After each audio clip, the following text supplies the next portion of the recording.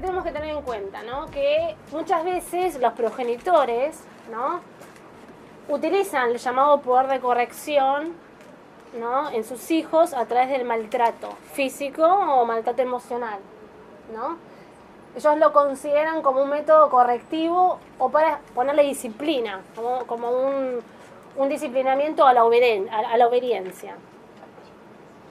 ¿Qué nos dice la doctrina, ¿no?, respecto a esta violencia, ¿no? Como la perturbación emocional constante que puede crear carencias en las capacidades intelectuales de un niño, ¿no?, deteriorando la capacidad de aprender, generándole un mayor riesgo de padecer problemas de fracaso académico, alcoholismo o criminalidad, lo que se da particularmente en la adolescencia, ¿no?, cuando un chico es maltratado y ya viene, digamos, de chiquito, ¿no?, con este maltrato intrafamiliar, donde vemos las mayores secuelas en la adolescencia, ¿no?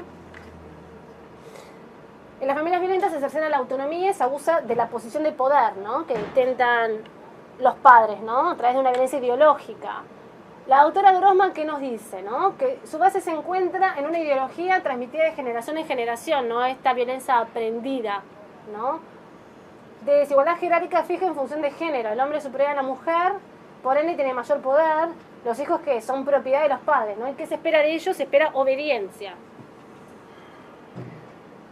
Tienen este poder de corrección sobre los hijos. Pero ahora bien, ¿qué hace el Código Civil con este poder de corrección? Lo deroga. ¿Qué establece? Que los padres tienen deberes, ¿no? O sea, el deber de los padres ¿de qué? De prestar orientación y dirección en el hijo, ¿no? Y prohíbe absolutamente los malos tratamientos. Ese 47 lo hice. ¿Cómo podemos definir al maltrato físico o al maltrato infanto-juvenil, ¿no? Como todas las formas de maltrato físico, emocional, abuso sexual, corrupción, negligencia, ¿sí?, o cualquier otra índole que ocurra en el contexto de relaciones de responsabilidad, de confianza o de poder, y que resulten en daño real o potencial. ¿Para qué? Para la salud del hijo, ¿no? ¿Y qué afecta? El crecimiento y el desarrollo de ellos.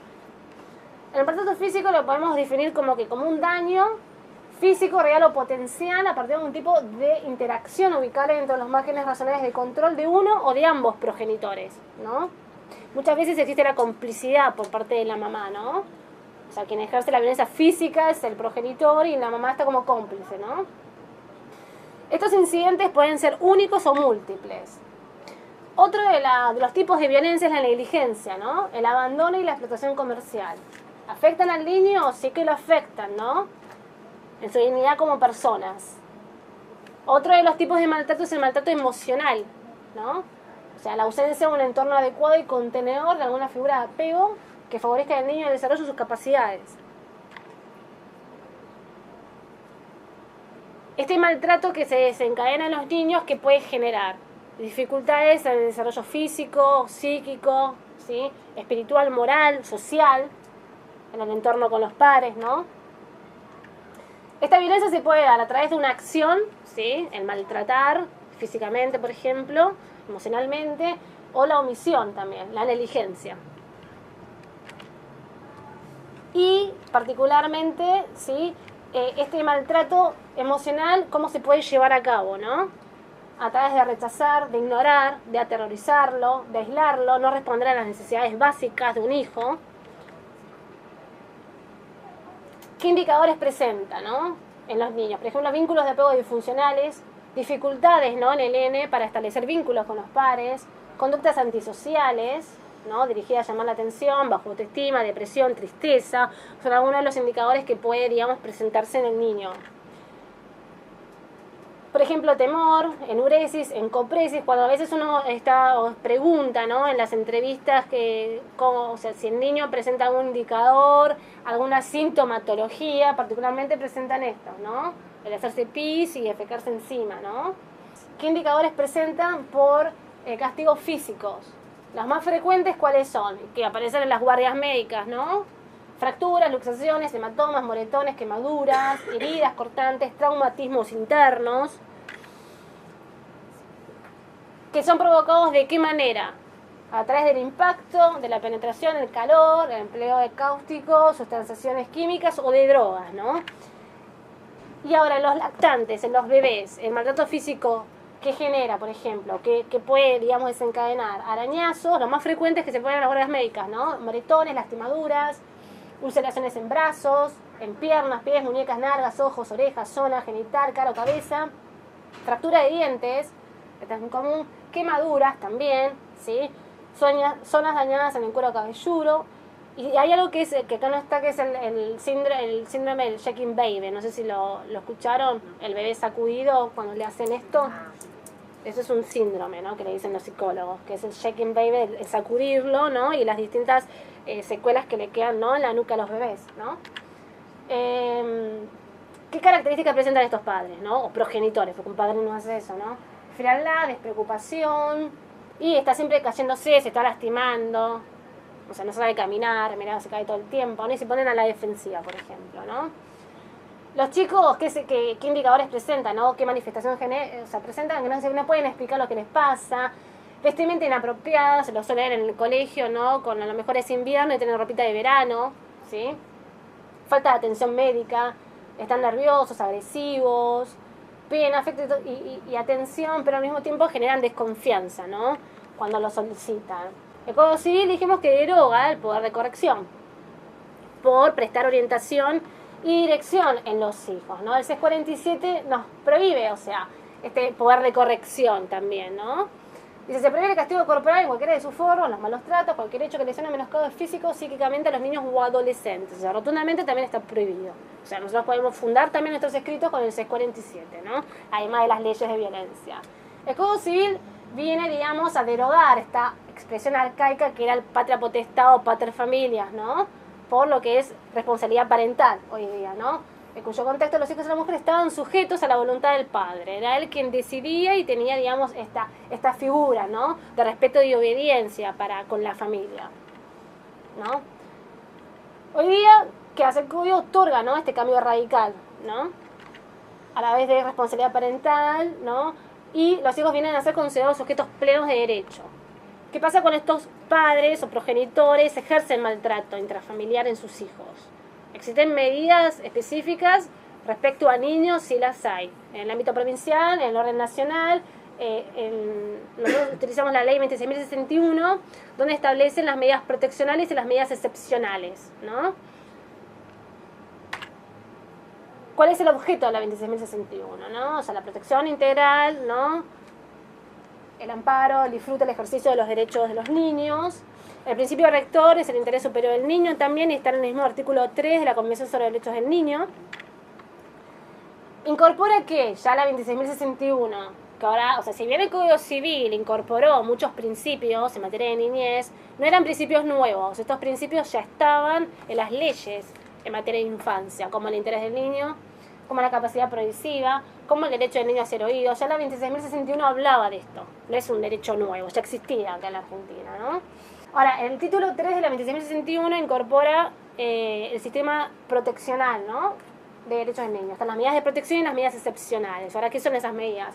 Las medidas de protección básicamente lo que hace es trabajar con la familia, ¿no? O sea, a través de distintos programas se trabaja en el vínculo entre los padres y el niño, ¿sí? Ahora, ¿qué es el abogado del niño? Representa los intereses personales e individuales de los niños, ¿no? O sea, ante cualquier proceso, ya sea civil o penal. O sea, el niño abusado puede tener su abogado también, su particular damnificado, ¿no? Su abogado querellante también, ¿no? O sea, no solamente en el aspecto de familia, sino también, digamos, en el aspecto penal. La ley 26.061, en el artículo 27, incorpora, ¿no? Nos dice que el niño podrá ser asistido por un letrado, ¿no? Preferentemente que sea de niñez y adolescencia desde el inicio del proceso judicial o administrativo. La persona menor de edad tiene derecho a ser oído en todo proceso judicial, ¿sí? Así como a participar en las decisiones sobre su persona, nos dice el artículo 26 del Código Civil.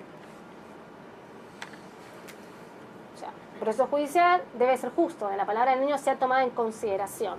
O sea, lo escuchamos al niño, lo escuchamos a la niña, como su abogado del niño, el magistrado, el defensor, pero lo que dijo debe estar en el expediente. O sea, la decisión tiene que ser adoptada en pos del niño, en pos de su interés superior. Otra de los maltratos que puede sufrir un niño o un adolescente, ¿sí?, es el que se da en el ámbito educativo, ¿sí?, la violencia escolar o el bullying. La ley 26.892, ¿sí?, contempla esta violencia educativa, ¿no? O sea, o violencia que se da en el ámbito educativo, ¿no? ¿Qué es el bullying? Intimidación o acoso se lo podría definir, ¿no? Es una práctica de actos violentos, intencionales y repetidos contra una persona indefensa, causando daños físicos y psicológicos en el niño. O sea, el término, digamos, que viene del inglés bully, que significa tirano brutal. Ahora, ¿cómo se va a manifestar? Amenazando, ¿sí?, golpeándolo, burlándose, regodeándose. ¿Cómo se va a manifestar? A través de los insultos, poner apodos, cuestionar la masculinidad o feminidad de la víctima, ridiculizando, ¿no?, al otro. ¿Cómo es el perfil de este chico o chica adolescente, ¿no?, que sufre bullying? No se pueden defender, no comprenden las razones, ¿no?, de esa agresión gratuita de la cual ella es víctima. ¿Cuál es la sintomatología? Alteraciones de sueño, básicamente las de maltrato, ¿no? Problemas de estómago, trastornos en la alimentación, depresión, irritabilidad, ansiedad, falta de apetito. La ley 26.892, digamos que es la que, digamos, recepta, ¿no?, toda esta temática en el ámbito educativo. Los principios rectores son la Convención sobre Derechos del Niño, la ley 26.061 y la ley 26.206, que es la ley de educación. ¿Cuál es el fin? Prevenir, ¿no?, y erradicar la violencia que sea en el ámbito educativo. ¿De qué manera? O sea, promoción de la convivencia, apelación al diálogo, o sea, básicamente el espíritu que tiene, ¿no?, es resolver los conflictos de una manera sana, de cierta forma, ¿no? O sea, a través de la resolución pacífica, ¿no?, de conflictos. Otro de los tipos de violencia que puede sufrir un niño es un abuso sexual, ¿no?, dentro de los delitos contra la integridad sexual. ¿Cuál es el bien jurídico que se tutela? La autodeterminación sexual del niño, ¿no?, la identidad sexual. Entonces, yo considero que ya, digamos, la libertad sexual ya viene recepcionada desde la Constitución Nacional, el artículo 19, cuando se habla de la libertad, la identidad y la dignidad, ¿no? O sea, todos podemos decidir con quién y cuándo mantener, ¿no?, un primer contacto sexual. ¿Qué es la autodeterminación sexual? La libertad de la persona para decidir sobre el lugar, el tiempo, la forma y la persona con la que se mantendrá un trato sexual. ¿Qué es lo que se protege? La intimidad, el desarrollo de la personalidad, ¿no?, la autonomía y la dignidad inherente a la persona. Hay dos intereses en juego, ¿no?, la libertad de la determinación sexual y el normal desarrollo sexual del niño, ¿no?, este niño abusado. Ahora, este sujeto podrá ser quien comete, ¿no?, el acto sexual, un hombre o una mujer, quienes pueden ser, ¿no?, autores mediatos o autores en coautoría. Está recepción en el Código Penal, el artículo 19, ¿sí?, cuando refiere, digamos, al abuso sexual simple. Nos dice, o sea, es una conducta que altera, o sea, yo puedo definir como una conducta que altera el normal desarrollo de la sexualidad de un niño, ¿no? Es un asalto a su autodeterminación e identidad sexual, que por su madurez este nene o nena no llega a comprender, ¿no? O sea, no se encuentra en plena capacidad de tener un contacto sexual todavía, ¿no? Y es perpetrado mediante ¿qué? La coerción, la violencia, la amenaza o intimidación que utilizan los abusadores. El artículo 119 del Código Penal nos habla de una víctima menor de 13 años, de que media violencia, amenaza, abuso coactivo e intimidatorio, ¿no?, aprovechándose de que la víctima, por cualquier causa, no haya podido consentir libremente la acción, ¿sí? A su vez, que configure, o sea, a su vez puede configurar el abuso un sometimiento sexual gravemente ultrajante. ¿Por qué? Por la duración, o sea, por el tiempo en el cual este niño estuvo siendo abusado, ¿sí? Por 8 o 10 años a lo mejor, ¿sí?, es gravemente ultrajante. Por la duración, ¿sí?, que media acceso carnal, por cualquier vía, que resulta un grave daño a la salud físico-mental de la víctima. Alguna doctrina considera que para que exista abuso tiene que haber contacto físico. O sea, si no hay contacto físico, a lo mejor no puede encuadrar dentro de lo que es un abuso, ¿no?, sexual. La Sala 4 nos ha dicho que el contacto físico entre el autor y la víctima contenga una suficiente entidad como para menoscabar la libertad sexual de la víctima, ¿sí?, como ser los tocamientos en las partes pudendas del infante o el masturbarlo. ¿Qué pasa con el abuso intrafamiliar, no? Disminuye la capacidad de defensa a su vez también de este niño, ¿no? Porque es una figura de suma confianza, particularmente cuando son los progenitores, ¿no es cierto? Existen agravantes, por ejemplo, las personas que asumen la calidad de guardador de manera legal, o bien asumiendo dicho deber de manera natural, ¿no? Cuando a lo mejor que la abusa es la pareja de su mamá, que convive con el niño, ¿no? encuentra su raíz en dónde, esta relación de confianza y respeto, o a su vez también la relación parental que existe entre ambos. Por otro lado, tenemos que el artículo 120 del Código Penal contempla, ¿no?, este abuso cuando se aprovecha de la inmadurez sexual del niño, ¿no? Y tiene en cuenta la relación de preeminencia, que particularmente esto se manifiesta en los ámbitos educativos, por ejemplo, ¿no?, en esta relación que hay entre educador y educando, ¿no?, ya sea cuando es perpetrado por un profesor, por un auxiliar, por un coordinador, por los maestros, por la famosa seño también, ¿no?, y en el ámbito eclesiástico también, ¿no?, en las iglesias. Tenemos, bueno, obviamente es un delito doloso porque uno tiene la intención, ¿no?, este ánimo libidinoso en generar el abuso.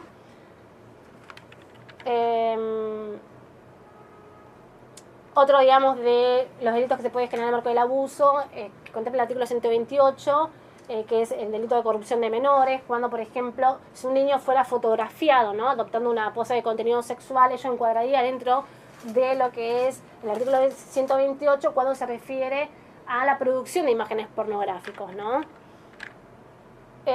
Por otro lado, cuando un niño presencia un acto sexual, ¿sí?, va a encuadrar dentro del artículo 129 del Código Penal por delito de exhibicionismo obsceno, por ejemplo, también. Ahora, otra de las formas que puede adoptar el abuso es cuando es el abuso sexual agravado por sometimiento sexual gravemente ultrajante, ¿sí? Pues son aquellas conductas ejercidas mediante la violencia y medios coactivos contra el niño, ¿no? ¿Qué acciones comprende, por ejemplo, ¿no?, para que sea gravemente ultrajante? La introducción de objetos, ¿no?, la imposición de prácticas de zoofilia, la penetración por cualquier vía.